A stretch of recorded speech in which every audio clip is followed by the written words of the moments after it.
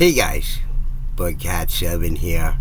Alright, it's Friday, May 24th, 2024, and I'd like to thank you for visiting the Stonewall Research 2 channel here on YouTube. Thank you very much. I really do appreciate that. So, did you know that there were ancient walls in Hawaii? I didn't know either. But I was doing some research on aquaculture, ancient aquaculture, and I ran into this article about Hawaii's ancient aquaculture revival, which, I'm highly interested in because I think that the diets of ancient peoples had more fish and other aquatic wildlife on their menu, primarily because of the condition of their teeth from the past. Okay, so it's just, and I read this master's thesis on my other Stonewall Research channel from some fellow in university here in New York State about how this was a sort of under-researched aspect of native peoples from the past. Is their water, not only their water management abilities, but their aquaculture abilities, because it's a easy source of food when you're able to farm the fish. Certainly requires a lot less effort in harvesting the resource when it's, shooting fish in a barrel, when you can just casually walk in with somebody with a net into an artificial pond that's stocked with fish and just come out with bushels of fish. There's no, chasing them down and, hook, line, and sinker stuff and all this kind of other stuff, because that's a big waste of time and energy when you're able to do this kind of thing. That's why evidence of this from ancient times is repeatedly found throughout the Americas, like everywhere, So, and this is why when they unearth artifacts in places like New England, New York State, etc., they frequently find, as part of the artifacts, these harpoons, in places well inland as well. So it's, just,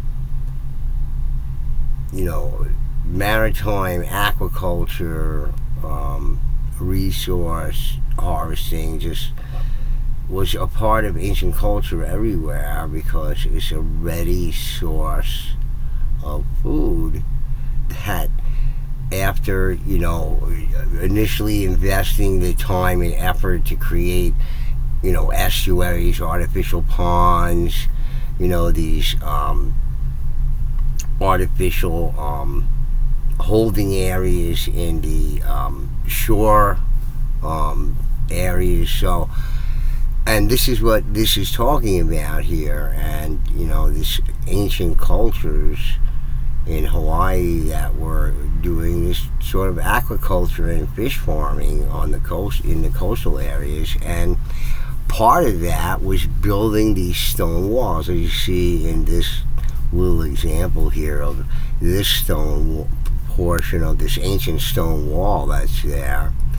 And if you look further down the page here, they show some more. We're going to look at a bunch of them here. Here's one that goes out to this sort of, and this is in the water that this was done.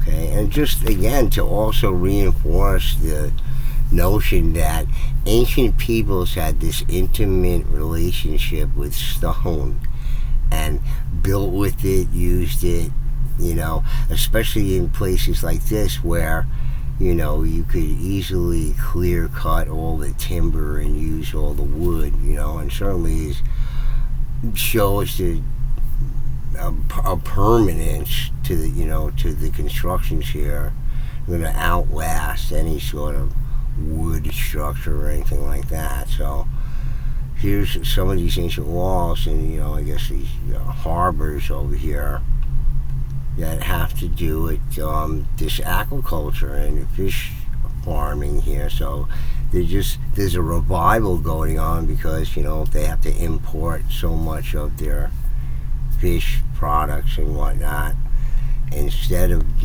harvesting the natural resources that they have around them in a way consistent with this ancient aquaculture practices of the ancient Hawaiian people. So in any case, they date these walls back several hundred years, and we'll just take a little look at that as well. In some of these articles here, they mention what they believe the age of the stone walls are. So, and they talk about the minutia of, so this is a 500-year-old aquatic semicircle fenced off from the ocean by a basalt and coral wall. Okay, that was built by these ancient Hawaiian people some 500 years ago, if they have their dating correct, which I assume they have it within, some margin of error. Probably not as precise as they think. And they don't trust their own dating methods. They don't. I went over this with these reports by Cornell University about how radiocarbon dating and dendrological studies are just not what we think, or what even they think. So Cornell went through this, and it's not reliable. So in any case, we're talking about 500 years old, somewhere in that range. They're saying starting around 1200 AD, ancient Hawaiians created a system unique in the world: hybrid, cultivated wild aquaculture using ponds to trap, raise, and harvest ocean fish. Okay, in 1830, the Hawaiian Islands have more than 450 fish ponds, and Molokai, known as, I'm not even going to pronounce that, where bountiful land was the epicenter. Today, 60 half loops of rock wall are still visible along its southern shore. So this is just, some of the areas around Hawaii here that have these stone walls out in these estuaries that they created with these stone walls out into these harbor areas and along the coastal areas to create this aquaculture, because, not only because they're an island culture and this is their main diet source, but this was typical of all of the Americas here, and especially South America, where they find these artificial ponds, with satellite imagery. It's just clear as day that they're man-made thousands of years ago. Okay, so this is how people with perfect teeth can be dug up and whatnot, because the land animals weren't their primary source of their diet. They, of course, were harvested for the resources, and that's naturally why, if they had to kill land animals for the resource, they used every bit of the animal. Nothing was left to waste. That's a part of the argument with the domestication of animals. They said with wolves, because they came around for the food, and then scientists had to rethink that, because as far as anthropologists were concerned, that those ancient humans or whatever used every part of the animal. There was no waste or scraps for wolves to have for them to feed it to them or whatever. You got a whole pack of wolves or whatever, or even one wolf's going to eat a lot of stuff. Better be providing for you. Meanwhile, you got to provide for all the people there, and it was just harvested for that particular resource, especially the hide, of course. But they ate the whole animal there and used whatever else on the animal that they needed to use. So, but a primary source was, fish. Just everywhere. There's so much evidence of it, and that's what the master's thesis that I read on my other channel was about here in New York. This, student there of anthropology in New York was writing his master's thesis about this, about the New York area, and how they, archaeologists found evidence of this. And it's just more evidence towards my argument that this is how these people could be dug up, because so many of the dentists and professional medical people who saw skeletal remains dug up with these perfect teeth, the first thing that came to their minds was these people must have been vegetarians for their why do they say vegetarians, because everyone say, well, it's because of the sugar and the maize and the this and that and the other thing. Well, it certainly didn't help things, but especially if you have meat caught, hot sinewy meat caught between your teeth, okay, without the benefit of water picks and dental floss, okay, that's going to create a problem if you're eating sugary stuff on top of it, okay? So this is what our primary problem is here with tooth decay, right? That's what we have the dental picks for, not to get rid of candy between your teeth, just to get rid of the sinewy meat that gets jammed in there, okay? That's what causes the tooth decay, with the sugar on top of it to feed the bacteria there, okay? It's a great environment for it.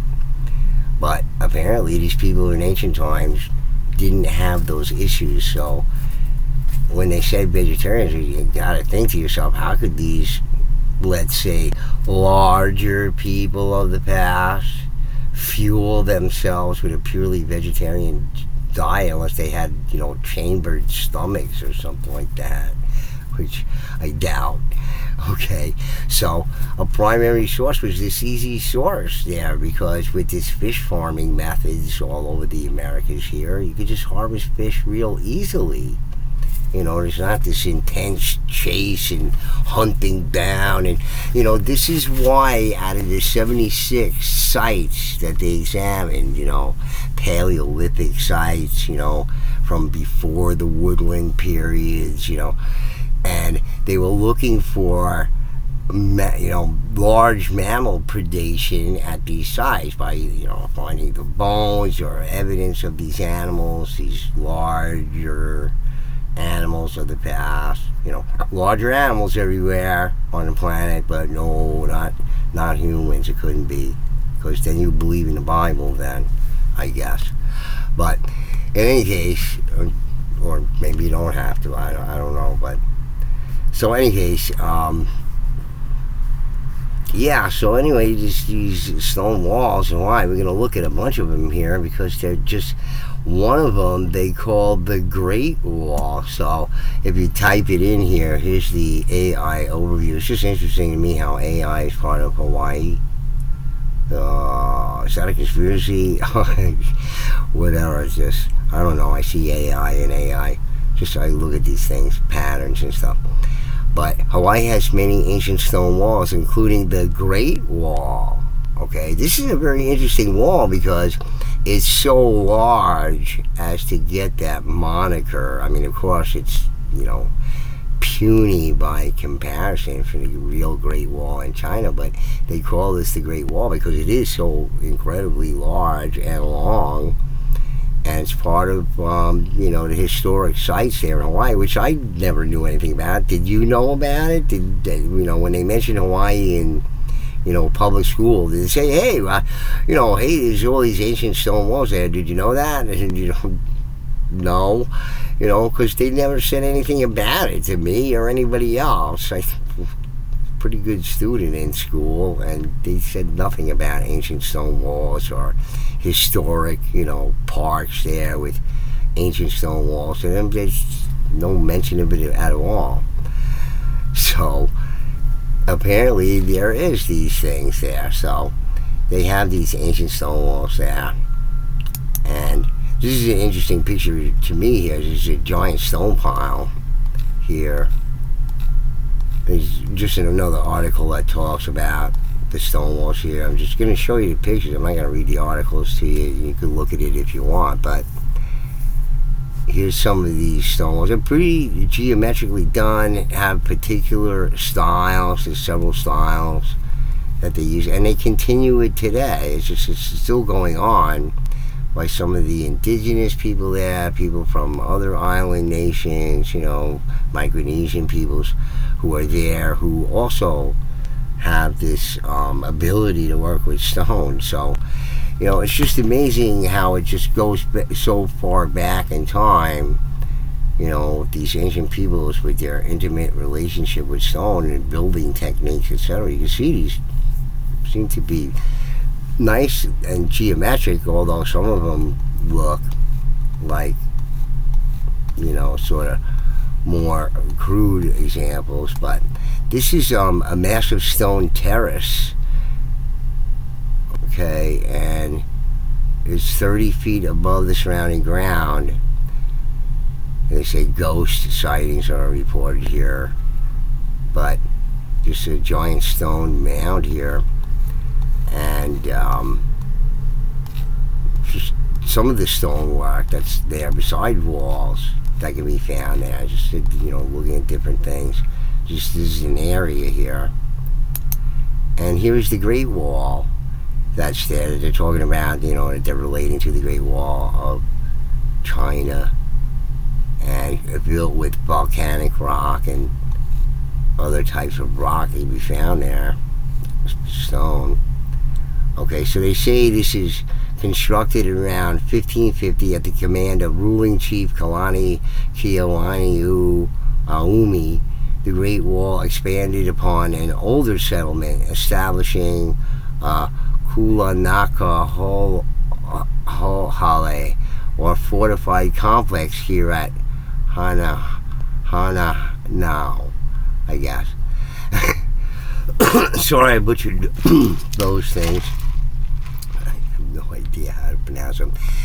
This expansive wall has a width of 17 feet, height of 10 feet, and length of nearly 1,000 feet. Its presence and the legends surrounding it, which state that the wall was constructed in a mere 5 days, making it a monument to the engineering capabilities of native Hawaiian society.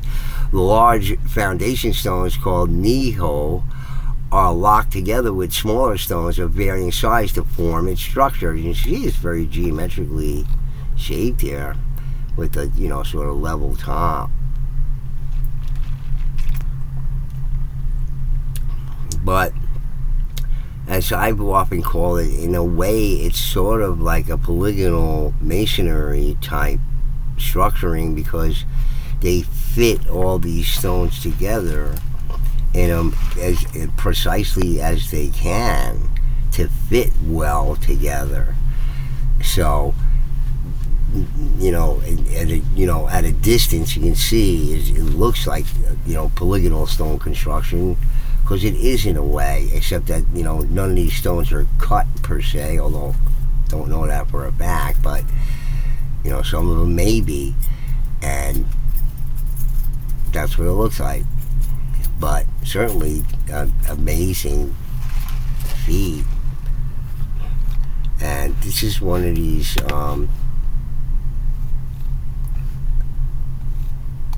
National Park System websites here. And they show different areas of the park here. Walking tours that must be spectacular. Must cost a fortune to get there from New York at this point, but that's just some of the pictures of the Great Wall. There's more of them that you can see. And they talk about Japanese later on in the late 1800s building walls there. This is part of that Great Wall, I believe. Just amazing.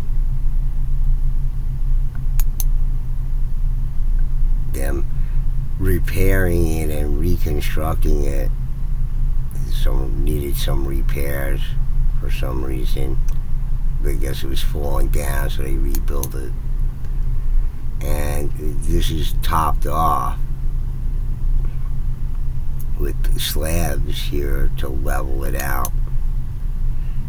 And here's some of those Japanese built stone walls, which are not sort of geometrically, I mean, as far as the, how they're placed on the ground here, seem to be sort of random pattern here.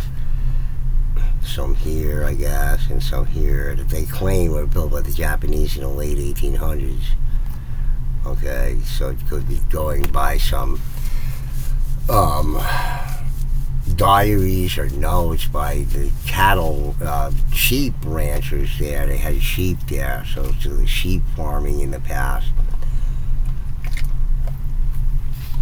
So these are just other stone walls that are there. And then some of these are these ancient stone walls. Look at this thing here. Where there's unearthed some of these things.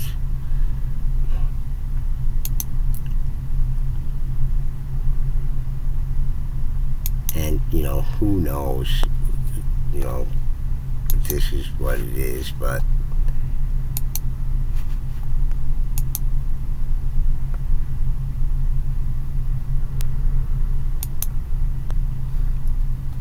so they talk about the people doing it now, and it says ancient Hawaiians were prolific when it came to building walls. Remains of these ancient rock walls date back to the 12th century and can be found in places like Place of Refuge at Hana now. Okay, I'm not saying any of that stuff, but there's this National Historic Park, as well as along highways and in commercial and residential areas, so they're everywhere. Here, of these ancient stone walls that they say were all built at the same time, and who knows if they're right or not. But some interesting things here. The wall itself was built with these in the same type of stone, and they're still doing it today. So there's just some guest house there with stone walls. I guess people like to see them no matter when they're built. But here they talk about the ancient Hawaiians, and the place of refuge is this area over here with a large stone wall here. So here's the Great Wall again, and just topped with these slabs of stone. And like it says, they're all over Hawaii, all these stone constructions from the past that I didn't know anything about. And it's the ancient ones here seem to me to be very, very similar to the ones in California, which, I mentioned this before on my channel. I did a couple of videos talking about the walls, the mystery walls there in California, and a good buddy of mine, Christopher Ryan, has this group in Facebook here called Megalith and Baron, and he's one of these California stone walls here, and mystery walls, and here's a place where you can see a lot. Chris, posts like he's like a typical, Californian dude, cyclist guy, and here he's talking about his serpent head effigy discovery. This is like amazing here that Chris found this, and he's an avid cyclist. He went out there and looked at all those walls in the California deserts there, and just amazing stuff that he'll post on. And he's cool. I could, he talks about giants in California. He talks about anything in California that has some sort of history or whatever. He doesn't care what it is, So he talks about, unearthing of giant skeletal remains and mounts and any sort of articles from the past, all California stuff. He does all this stuff too. He posts other sorts of things too. But it just reminds the stone walls there in Hawaii sort of remind me of these in California that Chris has here, and I don't know, just again sort of reinforces the whole notion that ancient peoples had this intimate relationship with stone. They built these stone walls. Ancient peoples did, okay? Not talking about colonists and settlers, even though they talk about these walls built by these Japanese, I guess, workers, quote unquote, if that's really the history of it. But, they talk about this. But, despite that, there's all this ancient stonework and these ancient stone ponds around, and the aquaculture, and you put it all together because this is what's going on, not only in America, so I'm sure many places around the planet that aren't even examined, okay, or who knows how much of ancient stonework has been, destroyed by development, etc., etc. You think, do they have their own, problems down there in Hawaii? They do, as a matter of fact. Let's see if I can get the article here, but okay. So let's just go back here because I want to show you an article about what's going on with these stone walls in Hawaii. That's just criminal. That's going on. This is the talking about California stone walls in here. This is just how they bring up them. Here's more pictures of the ancient stone walls in Hawaii. Okay. They show some New England stone walls in here too. Just anything stone walls, and just throw it in there. Art walls, as they call them. So let me just go back one here, because it seems to me like development again is destroying these things, and it's a shame. I mean, it's over here. We get to it a lot quicker. Let's see. Yeah, here's an article about destruction of historic walls in Hawaii News here, where they're destroying these walls. Developments are destroying these ancient stone walls, and it's just an example of what's going on in this world, even in the United States here. You just have, they're so hell-bent on erasing real history, anything about Native peoples. This is why I can't be on Facebook anymore, because it creates just too much anxiety in me. You just frequently attacked by the people who come there thinking they're going to be on these pages that celebrate the ceremonial stone walls. Well, why would you be there if you believe the walls were built by colonists and settlers? You're obviously there to harass everybody there because you don't believe that they're ceremonial at all.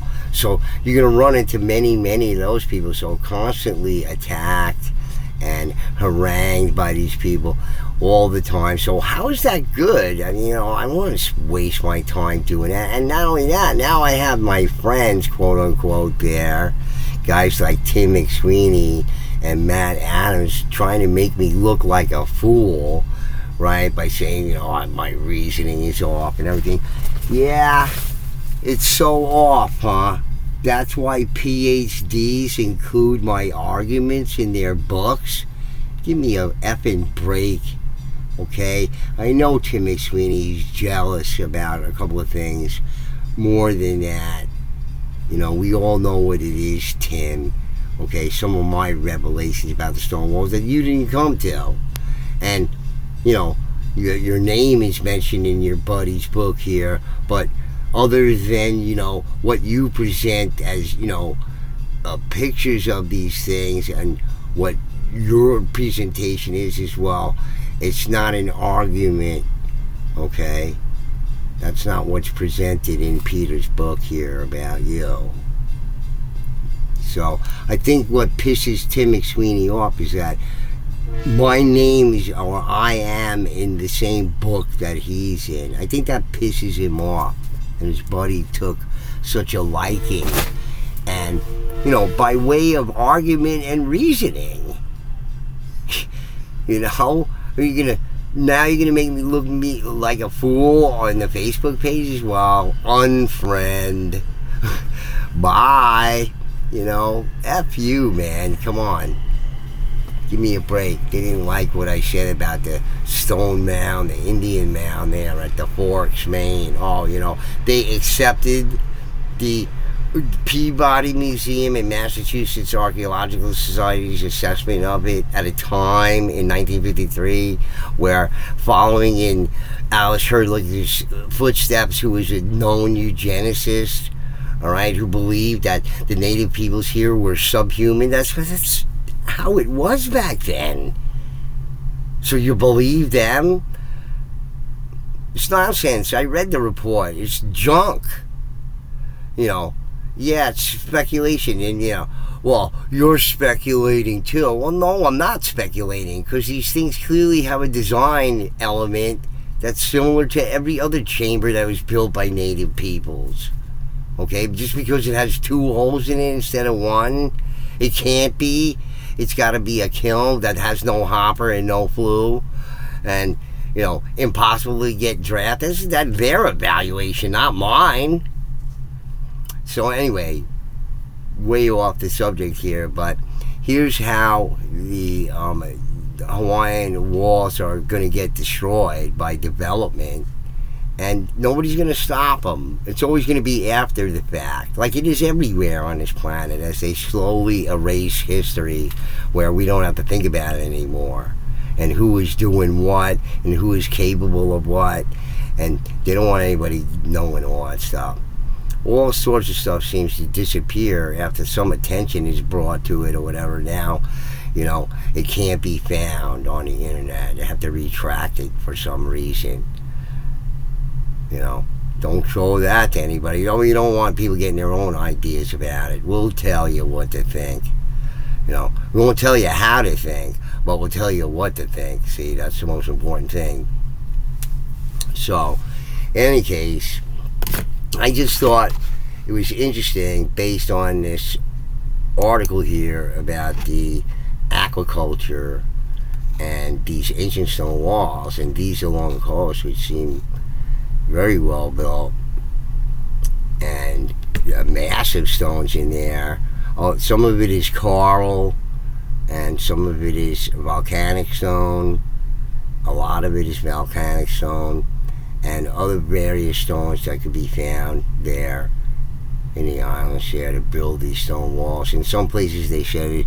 In some places where the walls continued, they were simply built of earth to continue some of these walls. Now, see, that sort of sets off a red flag with me about later cultures coming across something and then sort of, filling in the gaps later on. So, and the culture of stone wall building continues, as it says in these many articles, with, the indigenous people being these sort of, contractors who specialize in this kind of work for, generations, people from other Samoans and other people who work with stone as well in Micronesia. So all this stone work by ancient peoples in Micronesian countries, just doing these phenomenal things that are unbelievable, and what they were capable of, even in, more closer historical times, Okay, so, you know, it seems like native peoples around the world are very proficient at this, going back into much farther, deeper time periods. So, and even more precise work as mysteriously happens in the, especially in the Americas here, especially in Central America and South America, where the further back in time you go, the more precise the masonry work is. So how does that happen? You know, they get dumber as the time went on, or lazier, or whatever it is.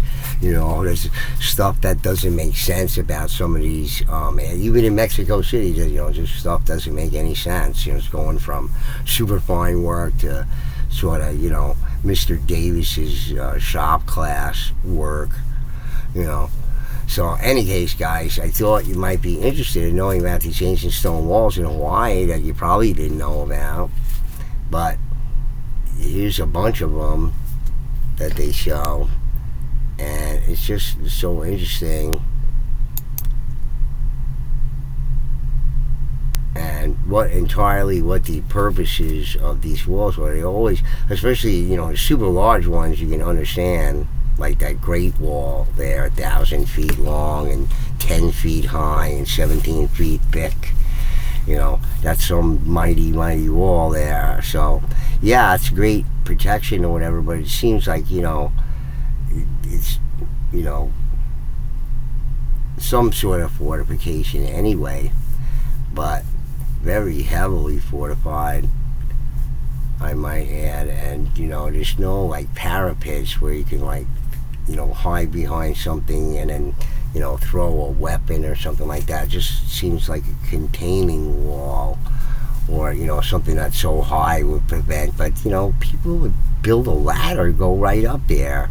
We all know that from everything we've ever seen about sieges going on against, you know, fortified, you know, constructions, you know, buildings, whatever they may be. So, in any case, guys, just think about this stone walls there in Hawaii that, you know, nobody knows about, I guess. And they're pretty amazing. You can see, like, from this photo from the 60s, them rebuilding it, you know, substantial sizes here, man. You know, that took a lot of work to do that. And like I said, pretty, you know, nicely, you know, pretty much flat sides to the walls and level tops. You know, things that, you know, you think people are capable of. And this is why some argument against, you know, ancient native peoples being capable of doing this level of stonework. Well, obviously that they were. So that, you know, that argument, and, you know, about the construction there at the Forks in Maine being some sort of kiln, some lime kiln, when every evidence of lime kiln that you can, example of lime kiln you see there, it looks nothing like it, besides the fact of the evaluation in the report of it said it couldn't possibly have been used as a kiln. Only one time it didn't work, and then the guy forgot about it, even though that, you know, the guy who was running around giving people designs for their own kiln said, if it, you know, if it doesn't work the first time, don't worry about it. Just, you made some minor error or something like that, just go back and, you know, put everything back, you know, the way that it should be, and it'll just work fine. That's what it says in the report, that this guy went around when he was giving advice to these people. So, you know, it's just ridiculous. The whole report is nonsense. Okay, it's an obvious native structure that was criminally labeled something else that it wasn't, and there's no evidence of it in it at all. So anyway, guys, just think about ancient stone walls in Hawaii that you didn't know about, but now you do, and just the phenomenal things that people are capable of, even in some sort of more recent historical times, if we were to take these time periods as being correct. Whether they are or not, I mean, don't know, but, you know, nobody's looking at the archaeological reports or reading them either. So, you know, you'd be surprised what you find in there about, you know, a lot of words that don't connote level of certainty at all. Alright guys, anyway, I hope you like that shorter video here for you about the ancient Hawaiian stone walls, and think about also the aquaculture, this aquaculture revival going on there in Hawaii, because this is what the ancient peoples did. I'm telling you, it was a major part of their diet. That's why you find a lot of settlements, close to waterways, whether it be rivers or lakes or, streams or brooks or oceans or whatever. Just this is where the main food source came from for ancient peoples. This would allow them to have more perfect teeth, because if you're eating a lot of fish and first of all, you're going to be super, super healthy, since fish now today is one of the top 5 healthiest foods that you can eat, according to dietitians from all over the world. 4 of them are vegetables, and then there's fish, and then way, way down the line is beef and chicken and pork, and it was just so far down there, okay? But fish is out of the top 5, okay? So people of the past, and they could tell by their bones how big they were and how mighty they were, and apparently by their teeth. If you've ever noticed in these movies about slavery, like Spartacus and whatever it might be, right, even from American history and all kind of stuff, where they look at the slaves' teeth to see how healthy they are, okay, if they can eat properly, because you need good teeth to eat properly, especially the hard crap that you're going to get to eat from your boss man, right? So, junk or whatever it is, cheap crap that they can feed them. So, you needed good teeth and, sinewy meat and whatever. So this is what you needed, and you needed to be healthy, so you looked at your teeth, okay? When you look at Victorian people's teeth, like even the landowners' teeth, are horrible. Absolutely horrible. When these native peoples and people who came from Africa had like beautiful, perfect teeth because of their diets, more narrow, more focused on the food source, which so many cultures, fish. Okay?